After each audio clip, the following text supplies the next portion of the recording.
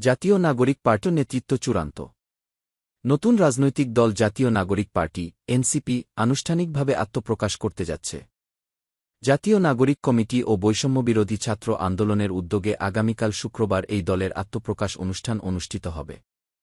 দলের নেতৃত্ব গঠনের বিষয়ে আয়োজকদের পক্ষ থেকে নিশ্চিত করা হয়েছে যে নাহিদ ইসলাম আহ্বায়ক এবং আক্তার হোসেন সদস্যসচিব হিসেবে দায়িত্ব পালন করবেন। এছাড়া অন্যান্য গুরুত্বপূর্ণ পদগুলোর মধ্যে নাসির উদ্দিন পাটোয়ারি প্রধান সমন্বয়কারী, সামান্তা শারমিন জ্যেষ্ঠ যুগ্ম আহ্বায়ক, হাসনাত আবদুল্লাহ দক্ষিণাঞ্চলের মুখ্য সংগঠক, সার্জিস আলম উত্তরাঞ্চলের মুখ্য সংগঠক, আব্দুল হান্নান মাসুদ যুগ্ম সমন্বয়ক এবং সালেহ উদ্দিন সিফাত দপ্তর সম্পাদক হিসেবে মনোনীত হয়েছেন।